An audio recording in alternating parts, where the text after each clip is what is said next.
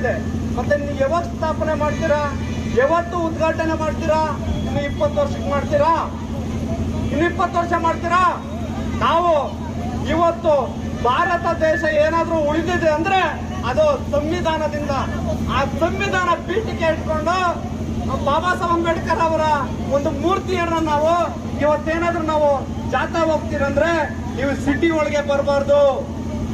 ನೀವು ಸಿಟಿ ಒಳಗೆ ಬರಬಾರ್ದು, ನಿಮ್ಮನ್ನ ತಡೀತೀರಿ ಅಂತ ಹೇಳ್ತೀರಲ್ಲ ಸ್ವಾಮಿ. ನಾವೇನಾದ್ರೂ ಕೈಗಳಲ್ಲಿ ದೊಣ್ಣೆ ಹಿಡ್ಕೊಂಡ್ ಬರ್ತಾ ಇದ್ದೀರಾ? ದೊಣ್ಣೆ ಹಿಡ್ಕೊಂಡ್ ಬರ್ತಾ ಇದ್ದೀರಾ? ನಾವು ಹಿಡ್ಕೊಂಡ್ ಬರ್ತಾ ಇರೋದು ಸಂವಿಧಾನ ಪೀಠಿಕೆ ಮತ್ತು ಬಾಬಾ ಸಾಹೇಬ್ ಅಂಬೇಡ್ಕರ್ ಅವರ ಮೂರ್ತಿಯನ್ನು ನಾವು ತಗೊಂಡು ಬರ್ತಾ ಇದ್ರೆ ತಾವು ಏನು ಬೆಂಗಳೂರು ಸಿಟಿನಲ್ಲಿ ಕಾನೂನು ರೀತಿಯಲ್ಲಿ ಇರಬೇಕು. ಓಕೆ, ನಾವು ಒಪ್ಕೊಂತೀರಿ, ಕಾನೂನಿಗೆ ತಲೆ ಬಗ್ಸ್ತೀರಿ. ಆದ್ರೆ ತಾವು ಅನುಮತಿ ಯಾರು ಕೊಟ್ಟಿದ್ದೀರಾ? 1 ತಿಂಗಳು ಕೂಡ ಆಗಿಲ್ಲ ಅಣ್ಣ, 1 ತಿಂಗಳು ಕೂಡ ಆಗಿಲ್ಲ.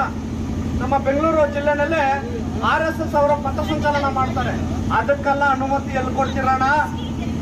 ಅದಕ್ಕೆಲ್ಲ ಅನುಮತಿ ಇದೆಯಣ್ಣ? ಅವರು ದೊಣ್ಣೆಗಳು ಹತ್ಕೊಂಡು ಬರ್ಬೋದಣ್ಣ.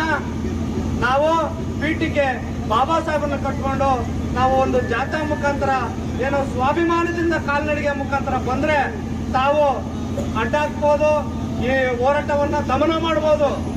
ಆದ್ರೆ ಬಾಬಾ ಸಾಹೇಬ್ ಅಂಬೇಡ್ಕರ್ ಅವರ ಮಕ್ಕಳನ್ನ ನೀವು ಅಡ್ಡ ಹಾಕಿದ್ರೆ ಈ ರಾಜ್ಯ ಅಲ್ಲ, ಈ ದೇಶದಲ್ಲಿರ್ತಕ್ಕಂಥ ಪ್ರತಿಯೊಬ್ಬ ಸ್ವಾಭಿಮಾನಿಗಳು ಎದ್ದೊಳ್ತಾರಣ್ಣ, ಎದ್ದೊಳ್ತಾರೆ.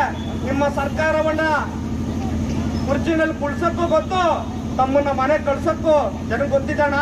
ದಯವಿಟ್ಟು ನೀವು ಸಂವಿಧಾನದ ಪರವಾಗಿ ಇದ್ದೀರಂತ ಹೇಳಿದಕ್ಕೆ ಇವತ್ತು ರಾಜ್ಯಾದ್ಯಂತ ನಿಮ್ಮನ್ನ ರಾಜ್ಯದಲ್ಲಿ ಕುರ್ಚಿನಲ್ಲಿ ಕುಳಿಸಿದ್ದು ಇದೇ ದಲಿತ ಸಂಘಟನೆಗಳು. ಮತ್ತೆ ಏನು ದಲಿತರಲ್ಲ, ಬಾಬಾ ಸಾಹೇಬ್ ಅಂಬೇಡ್ಕರ್ ಅವರು ಮೊದಲನೇದಾಗಿ ನಾವು ಅರ್ಥ ಮಾಡ್ಕೊಬೇಕೇನಂದ್ರೆ ಬಾಬಾ ಸಾಹೇಬ್ ಅಂಬೇಡ್ಕರ್ ಅವರು ಯಾವುದೇ ಒಬ್ಬ ಜಾತಿಯ ನಾಯಕಲ್ಲ.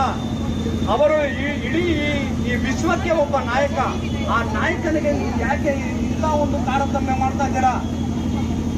ಅದನ್ನ ನಾವು ಈ ಸಂದರ್ಭದಲ್ಲಿ ಖಂಡಿಸ್ತೇವೆ. ಏನು ರಾಜ್ಯ ಸರ್ಕಾರದ ಏನು ನಮ್ಮ ಹೆಮ್ಮೆಯ ಮುಖ್ಯಮಂತ್ರಿ 45 ದಿನ ಕಾಲ್ನಡಿಗೆ ಜಾಥಾ ಮಾಡ್ಕೊಂಡು ಬಂದಾಗ ಕೂಡ ನಿಮ್ಮನ್ನ ನಾವು ಏನು ವಿರೋಧ ಮಾಡಿಲ್ಲ. ಆದ್ರೆ ನಾವಿವತ್ತು 2ನೇ ಕಾಲ್ನಡಿಗೆ ಜಾಥಾ ಹಂತಕ್ಕೆ ನಾವು ಬಂದಿದ್ದೀರಿ. ನಾವೇನಾದ್ರೂ ಆಸ್ತಿ ಕೇಳಿದ್ದೀರಾ, ಅಂತಸ್ತು ಕೇಳಿದ್ದೀರಾ, ನಿಮ್ಮ ದುಡ್ಡನ್ನು ಕೇಳಿದ್ದೀರಾ?